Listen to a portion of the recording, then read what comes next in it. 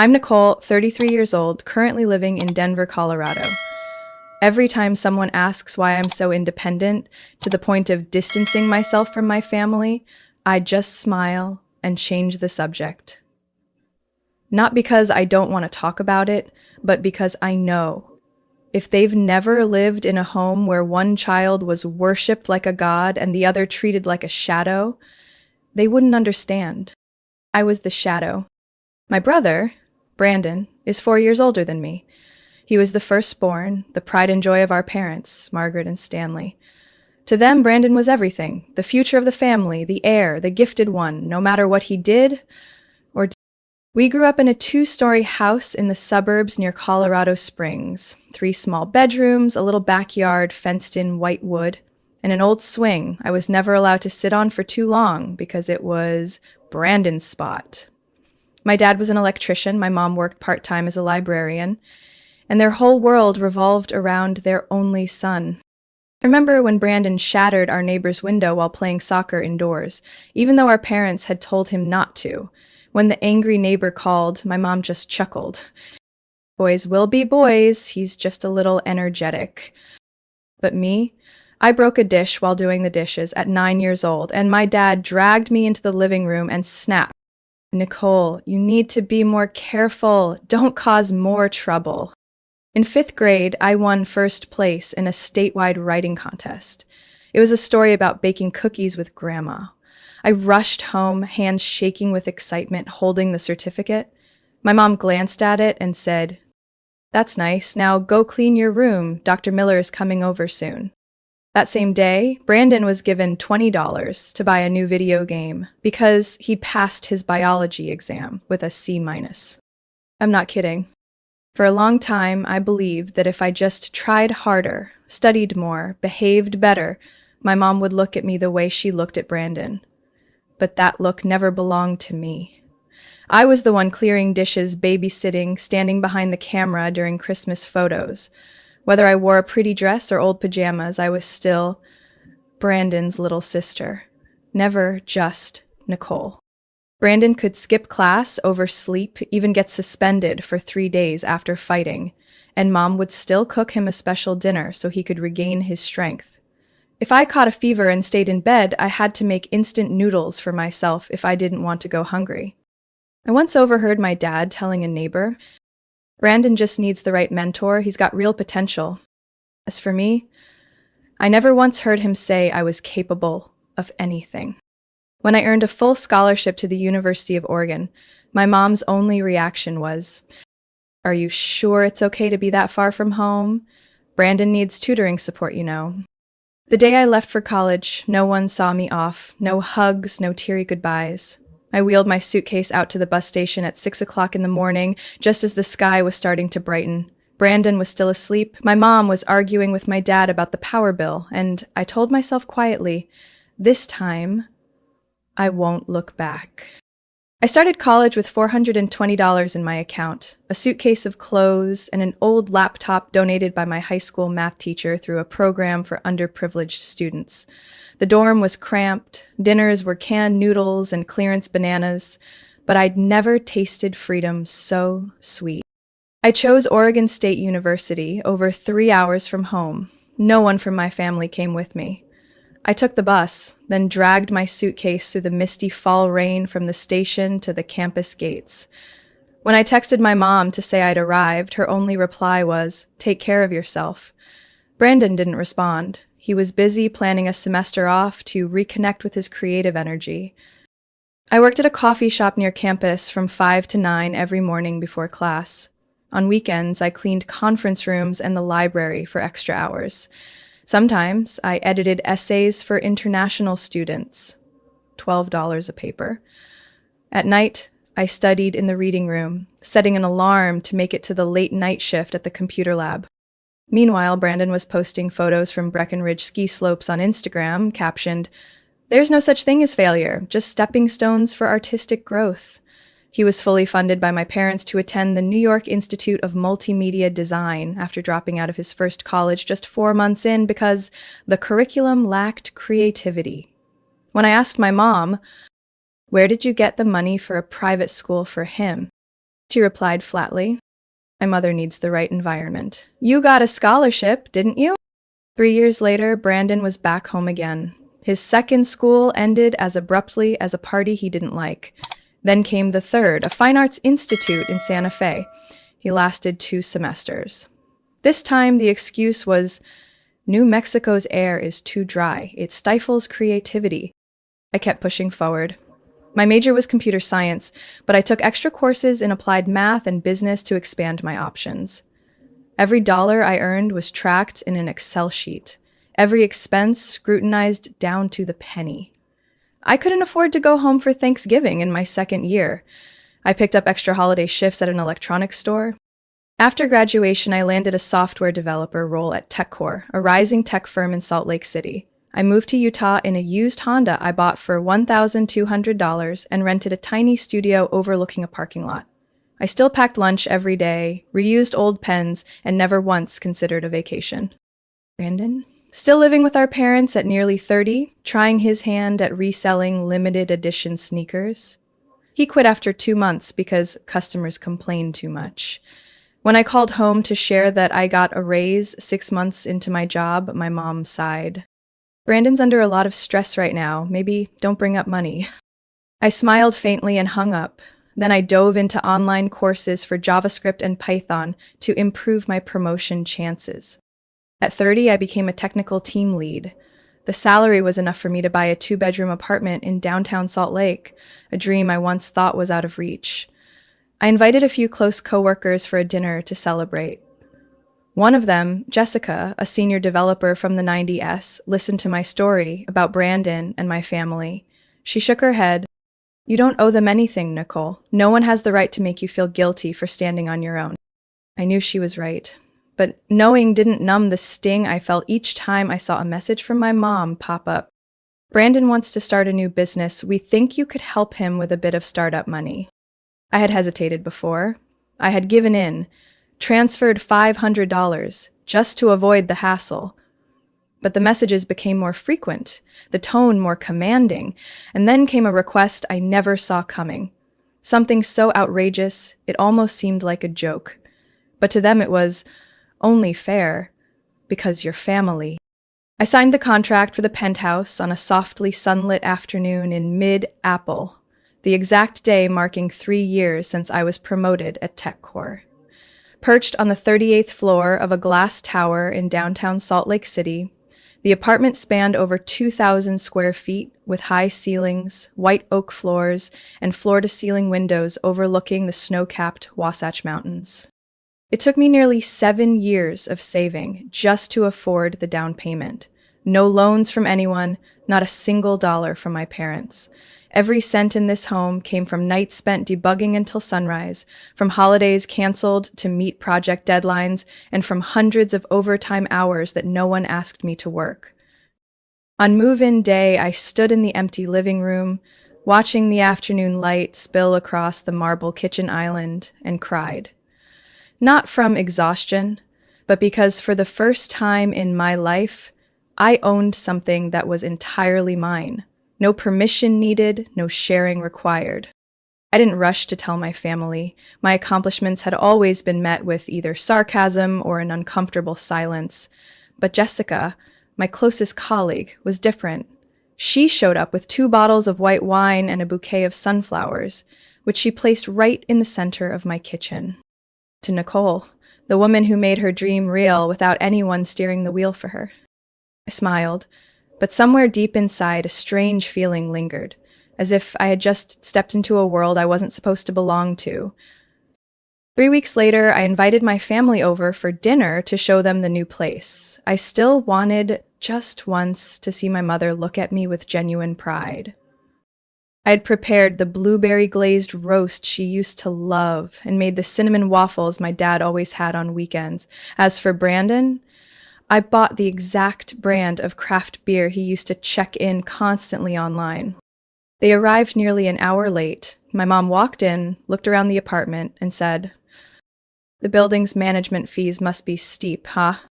My dad didn't offer congratulations. He just asked, "Are you sure you can handle the mortgage? The market's not looking great." Brandon strolled through, opening cabinets without asking, then muttered coldly, "It's fine. Kinda lonely though, huh? No one else living here?" I stayed quiet, set the table, forced a smile, trying to cling to the faintest sliver of hope. During dinner, the conversation revolved almost entirely around Brandon landing a spot at a startup, one he hoped won't be constrained by rigid corporate structures. My mom said that 3 times, my dad nodded each time, as if discussing an undiscovered genius. I gently mentioned I was just invited to lead a smart city project here in Salt Lake. My mom merely said, then pivoted to looking for a new apartment for Brandon because it's getting a little cramped living with us. After dinner, I stood at the sink washing dishes when I heard Brandon step out onto the balcony and loudly say into his phone, "Yeah, my little sister's living like this, penthouse and all. She's really lucked out." I rinsed my hands and stood still at the sink. Something inside me cracked. After that night, I didn't invite them again. But then, they started showing up on their own. The following week, my mom called, voice sweet as honey. "Hey, sweetheart, your dad and I thought we'd stop by this weekend to check that leaky faucet you mentioned." I had never mentioned any faucet. Next came Brandon. "Hey, I'm around downtown. Figure I'd swing by for some coffee at your place?" Except he didn't ask. He just announced it and showed up 15 minutes later. That's when I began to realize this penthouse wasn't just my dream anymore. To them, it had become something else, a resource to tap into. One afternoon, during a remote meeting with a client, my doorbell rang, non-stop. I glanced at the security camera. There they were, my parents and Brandon, each holding a large duffel bag, as if they were moving in. Ever since that dinner night at my place, the calls and messages started pouring in, but not to check on how I was doing. They gradually took on a familiar tone, subtle hints, loaded suggestions, and repeated phrases designed to make me feel like I owed them something. One Monday morning, as I was prepping for a presentation with the executive director about a new project, my mom called. Her voice was sweet but urgent. "Nicole, I know you're busy, but Brandon, he's going through a tough time." I put her on speaker while adjusting my slides. Did he quit his job again? Not exactly. The company had some staffing changes, and they no longer aligned with his creative vision. It sounded exactly like what she'd said last time, and the time before that. She paused, then added, "You have such a spacious apartment, and that office. I was thinking if Brandon moved in for a bit, maybe you'd feel less lonely, and I'd feel more at ease."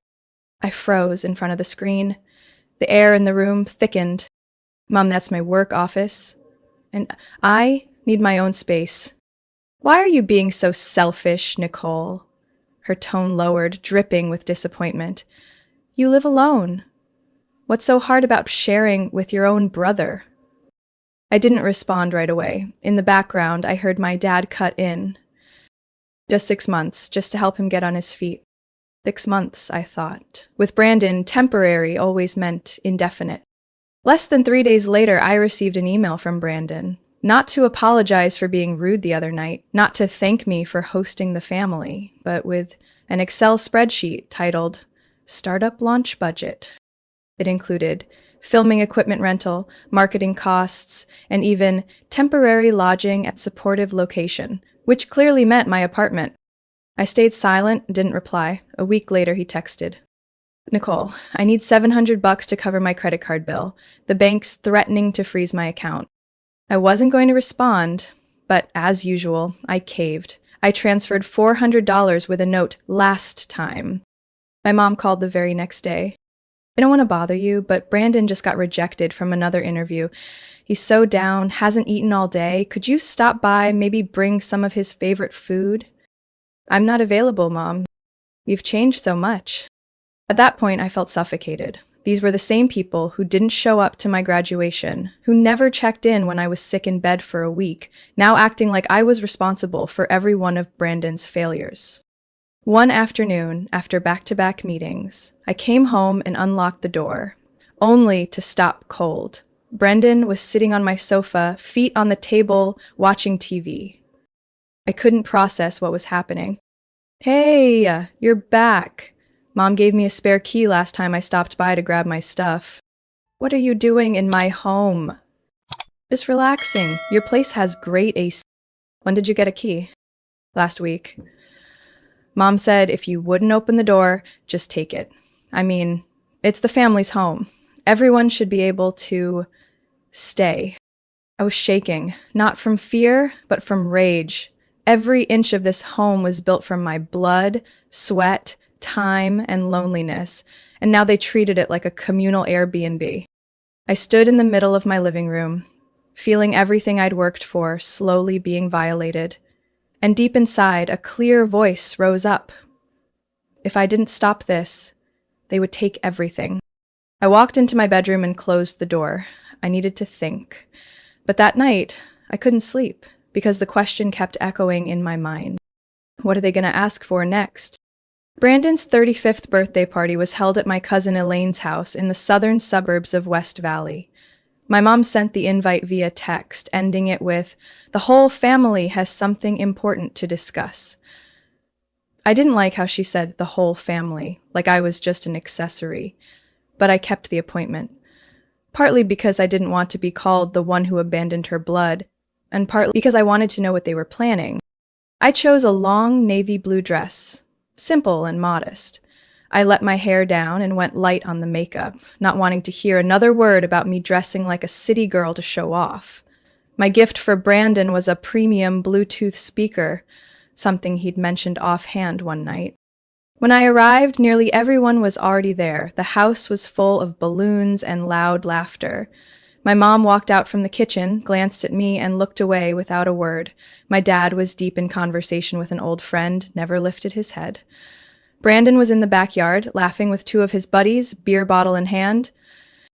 I placed the gift on the table, nodded at a few relatives, then found a quiet spot near the grill.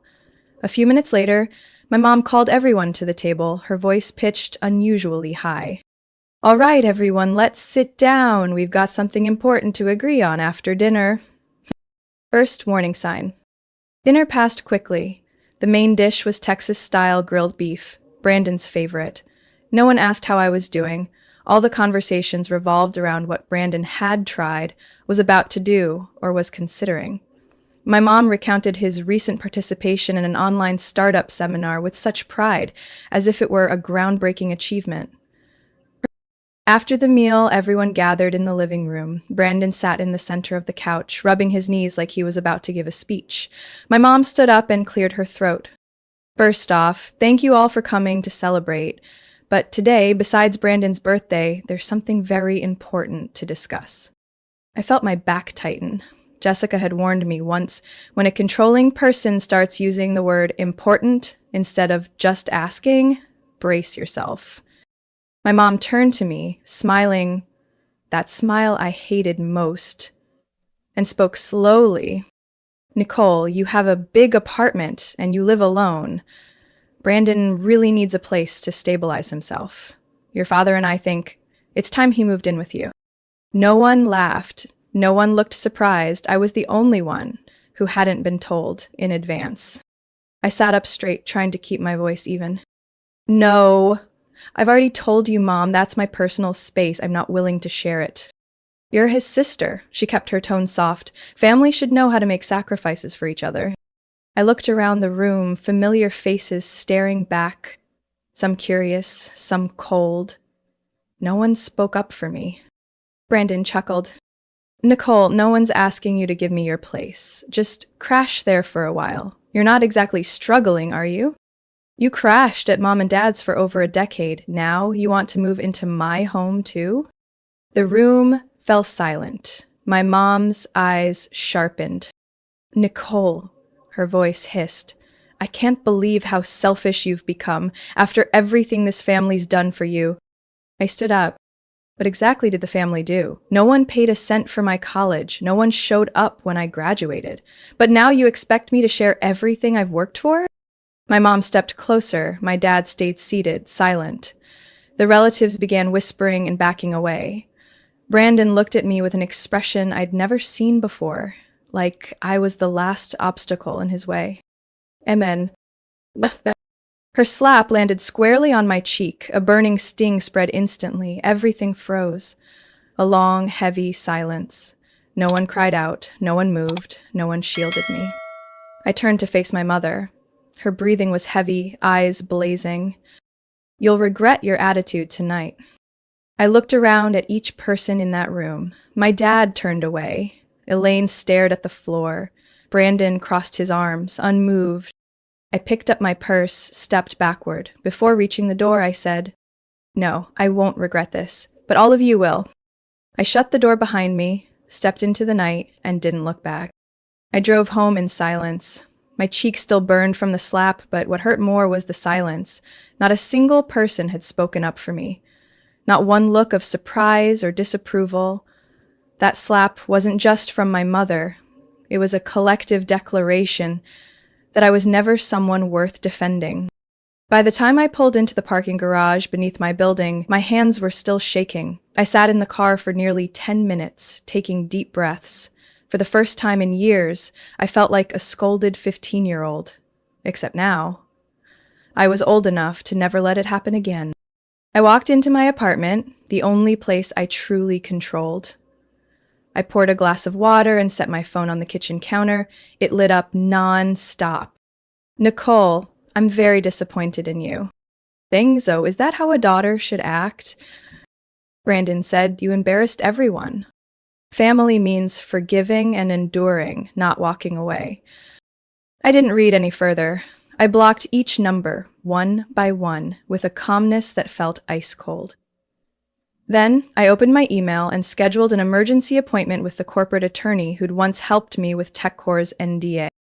The next afternoon, I sat in Carla Jensen's office with printed messages, screenshots from my apartment's security camera showing my parents and Brandon's unannounced visits, and a written account of the slap in front of witnesses. Carla looked up after reading everything. "Nicole, this won't be easy to hear, but this is a pattern of emotional harassment and abuse. Does it still count as harassment if it's from family?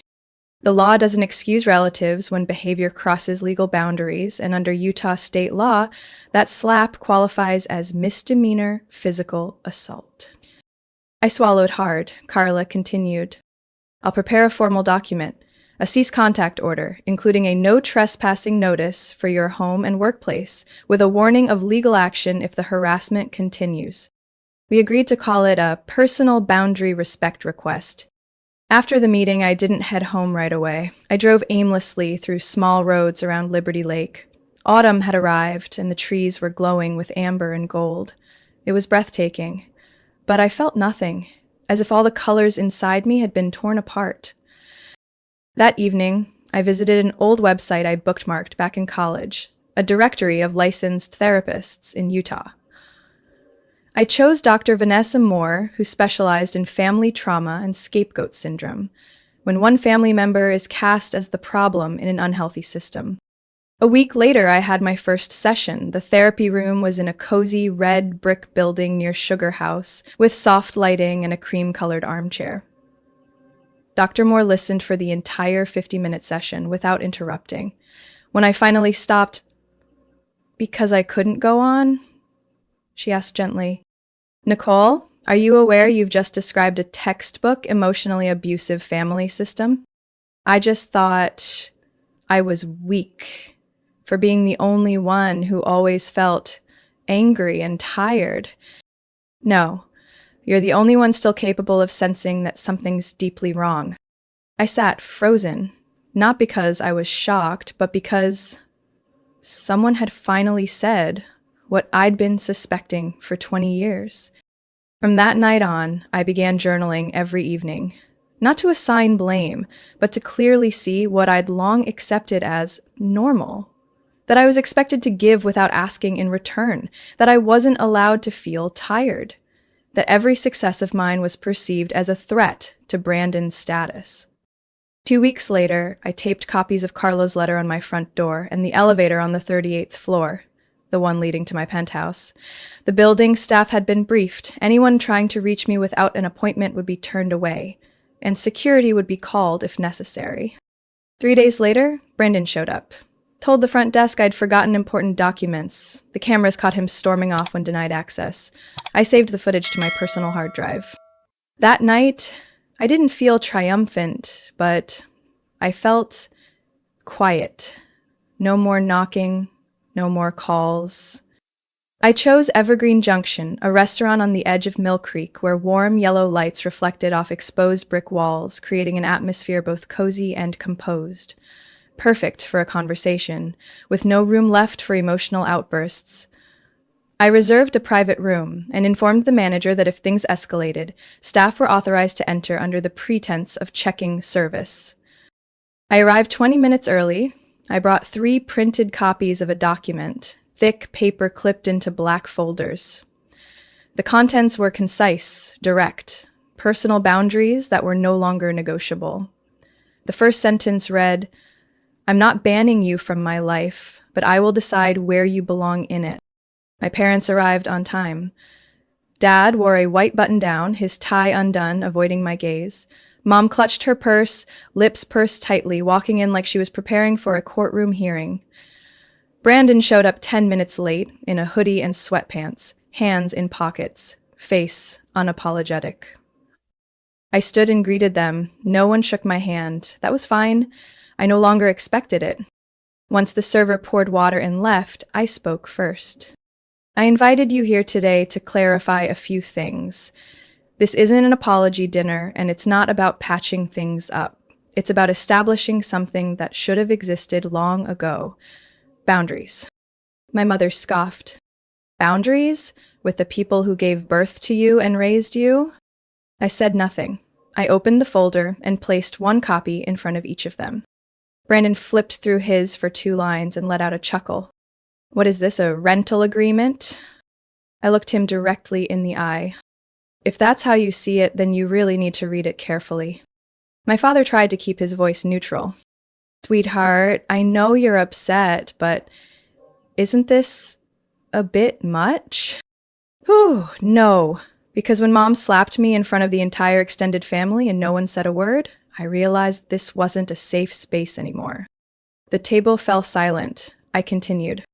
"There are 5 points in that document. 1. No one is allowed at my home or workplace without my consent. 2. There will be no further financial requests in any form or for any reason. 3. No one may speak on my behalf, spread misinformation, or distort my life story online or with relatives. 4. All communication, if it happens, must be respectful, no controlling behavior, no criticism. 5. If any of these are violated, I will cut off all contact for at least 6 months. Brandon smirked.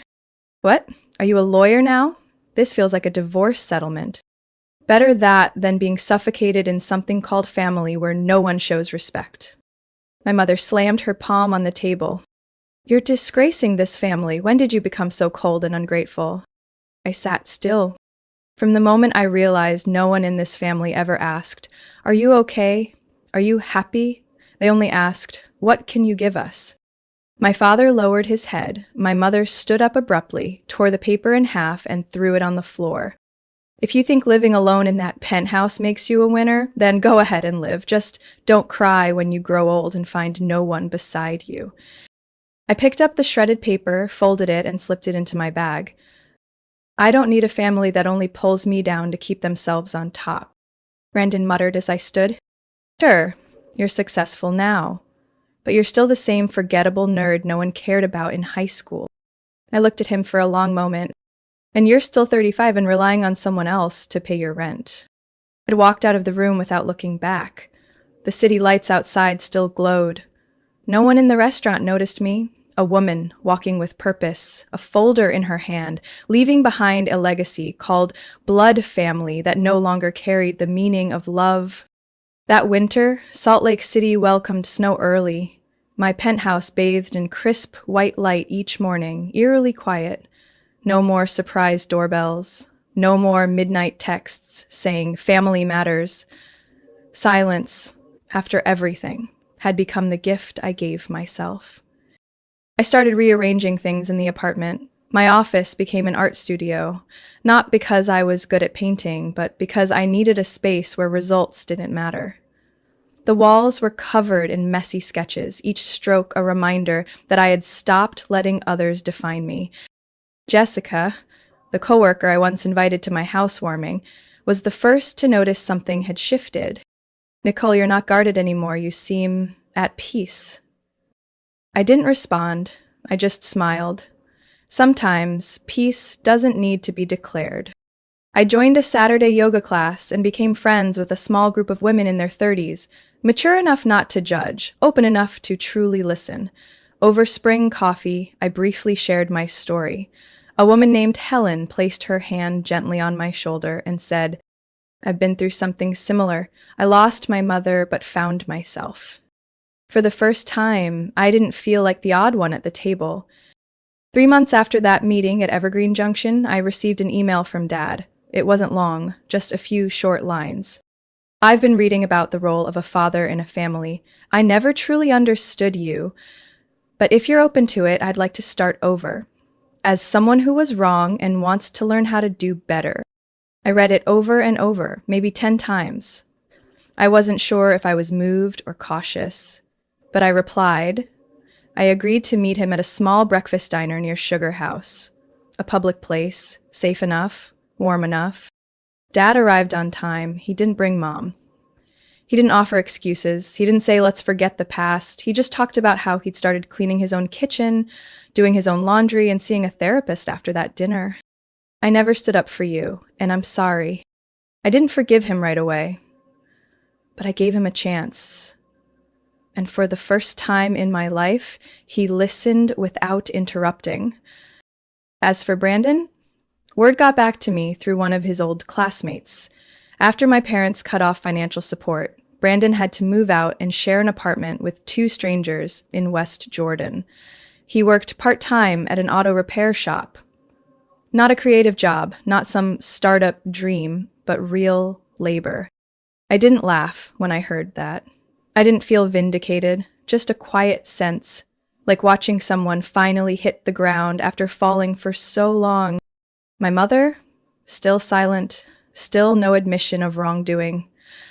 I've blocked her from contacting me, but sometimes Dad tells me she sits by the window at home, watching neighborhood kids play like a stranger to the world. I expect nothing from her now. No more hopes, no more resentment, because not everyone has the courage to heal. I don't know what lies ahead, but I know this. From now on, I decide who gets to enter my life, and they'll have to walk in with kindness. On an early summer evening, I hosted a small dinner at home, inviting my new friends and Jessica. We sat on the balcony, watching the sunset behind the Wasatch Range, red wine in hand, gentle laughter in the breeze. Helen tilted her head toward me. "If you could go back, would you want anything to be different?" I shook my head. No, because without those losses, I would have never known what wholeness feels like. And as I looked around the apartment, once a battlefield, now a real home, I finally understood. Family isn't defined by blood.